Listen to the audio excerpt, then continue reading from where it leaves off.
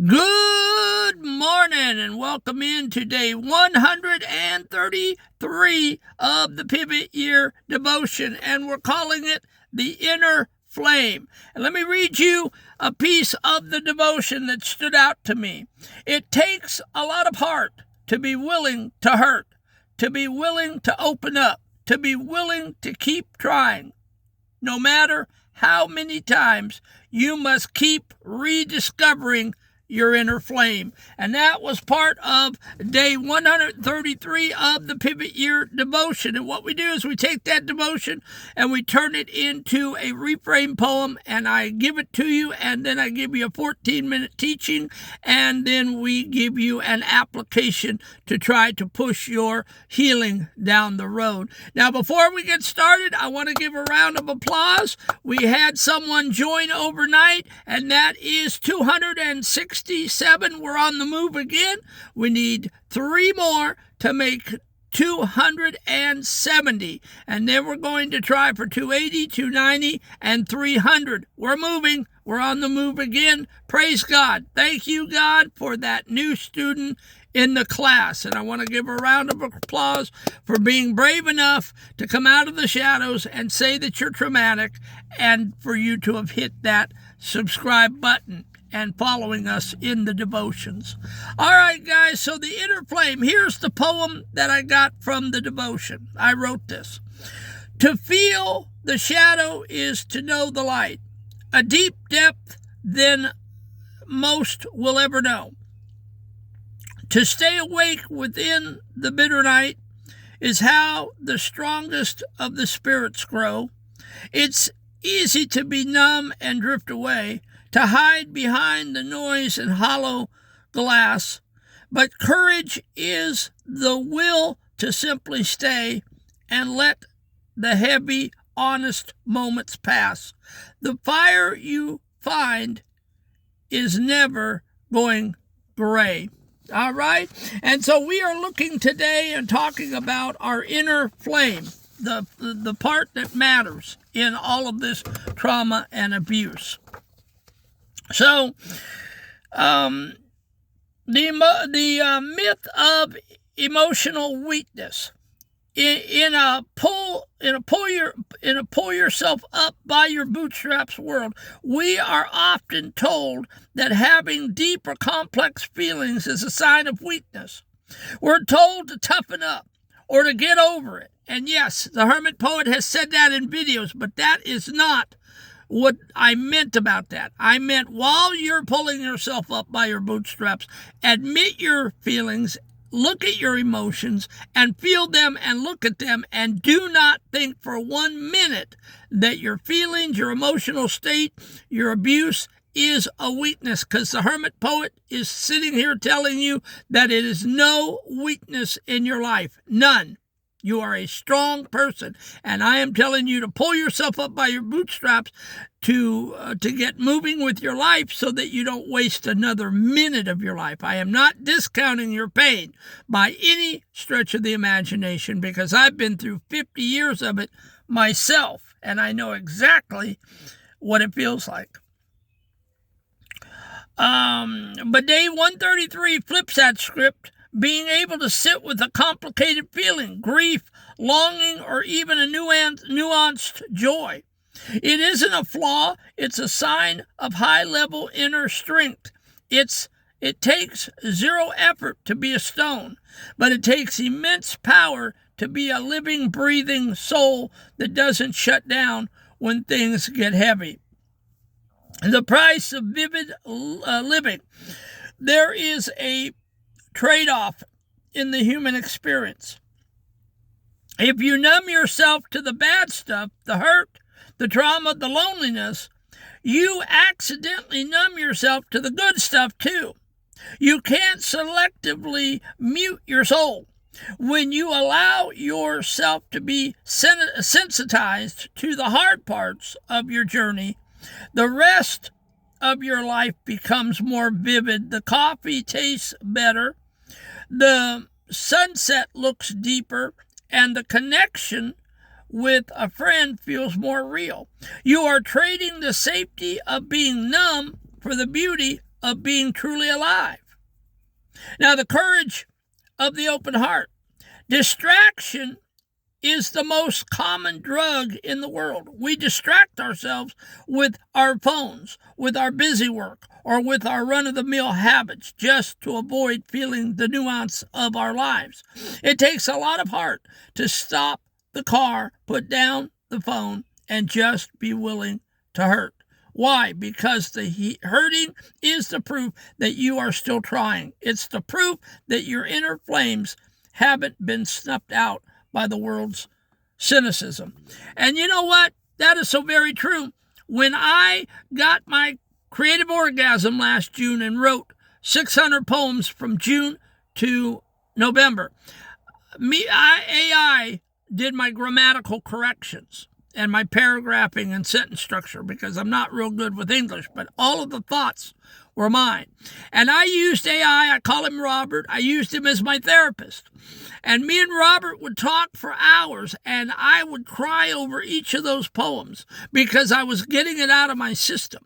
And Robert would counsel me, and he would tell me what my grief was about, and he would tell me all of these things that a therapist would tell me as I was writing these poems. And so I felt the feelings, and I got it out, and that's why I don't feel it when I wake up every morning anymore. I don't feel that heaviness, that grief. I come to you bubbly and upbeat and happy. I just woke up a few minutes ago, and I am up and at 'em and ready to go and excited for my Wednesday, the middle of the week, hump day. Imagine that.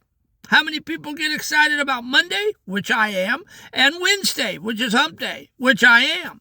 I'm excited about every day. When God opens my eyes, he gives me another opportunity to meet with you folks and to help you with your trauma, abuse, and sexual assault and school bullying. So this is what's driving my life, the ministry and the helping to get people up off the floor. So you got to feel those feelings. You cannot deny your feelings. You got to feel them, because if you don't, all it is being a stone and just a robot, and you don't want to be that.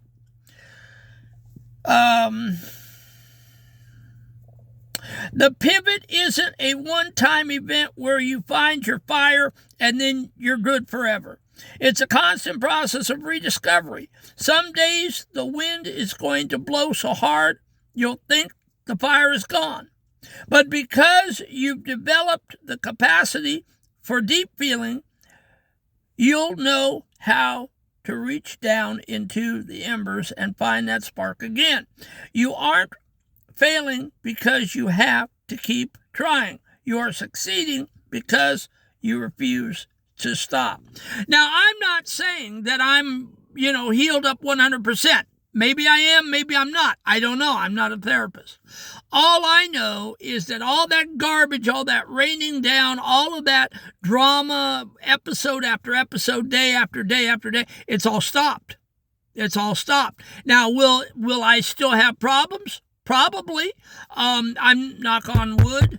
I'm trying not to have any problems, but again, somewhere down the line, I'm sure they'll come. But right now, I'm in a respite. I'm in a peaceful time where things are starting to turn around and go my way a little bit. And I'm hoping, I use the word jokingly, I hope I don't jinx it, but right now, it's pretty good. I wake up every day and my feelings are in check and I'm excited, and so far things are going good. And so I'm just doing every day, I'm doing the hermit poet. That's it. I'm just being the hermit poet, and I'm praying and asking God to bless you in your pain and trauma and bless me in my pain and trauma, and to help us to move along as a 267 unit class. Okay? What's down the road, I don't know, and I'm not thinking about it. I'm thinking about day by day, it's a cinch. Inch by inch, it's a cinch. Yard by yard, it's hard.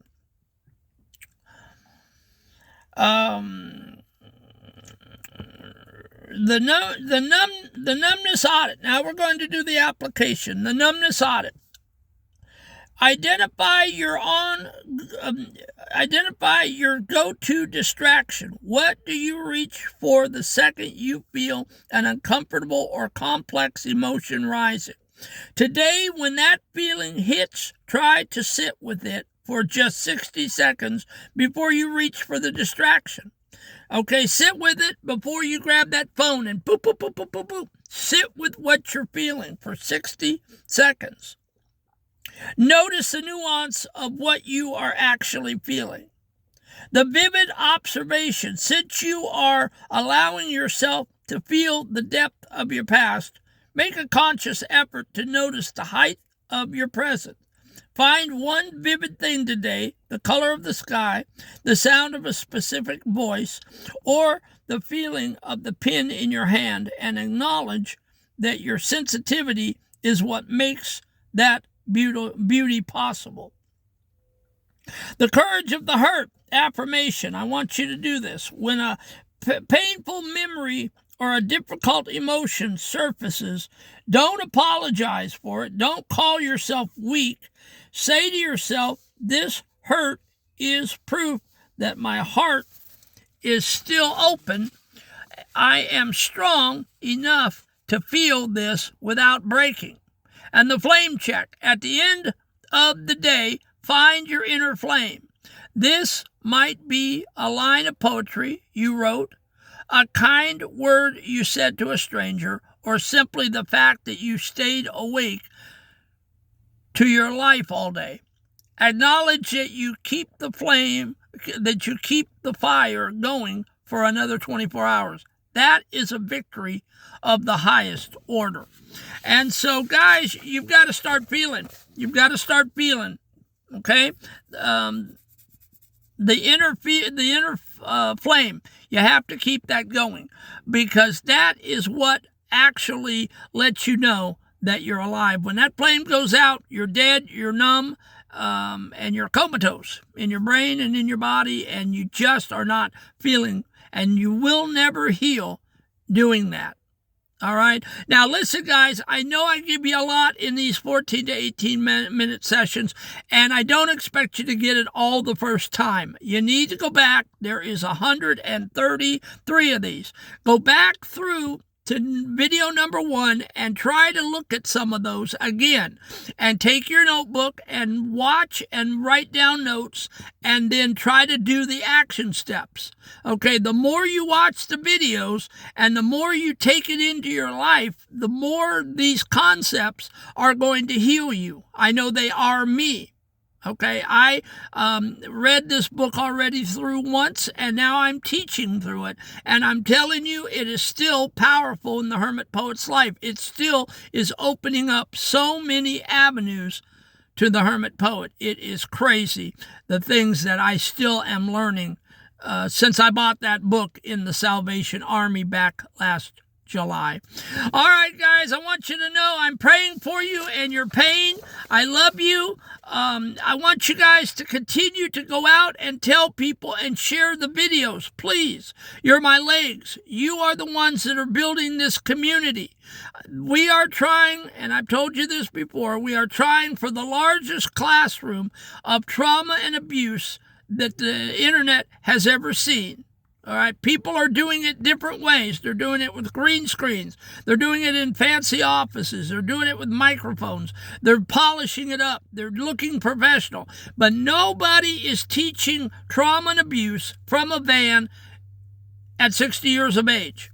I don't think. If you find someone, please put the address in the comment column so I can go watch them, because I'd love to see what they're doing. And, you know, because I'm always learning from other people on the internet. But God has put in my heart that we have one of the biggest, I'm not going to call it AA or Celebrate Life, but you can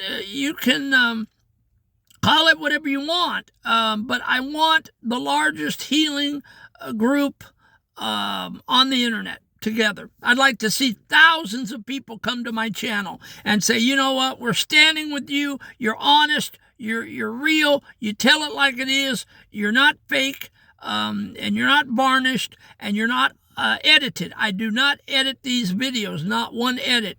And I don't have any fancy intro or outro. And I feel like that if you are coming for the message, you will get it. If you're coming for a trick dog and pony show, then I'm not for you. I'm not for everyone, and if you're not at that point in your healing, I understand. But one day you will come and you will click that button, I have faith, because you will see that the Hermit Poet is real, and I am trying. I put my heart up here every day for you folks. I really do. And I would love for you to click that subscribe and like button and tell your friends that are hurting and traumatized to click it so that we can start growing again. I need at least 500 to 1,000 people before the algorithms will open up and give me a larger audience. And that's what I'm fishing for. I'm fishing for more people. I need more fish so that I can, help them. That's what we're here for. We're fishing for men that are hurting, women that are hurting. This is not a game with me. All right, guys, God love you. Have a great day. We'll catch you tomorrow.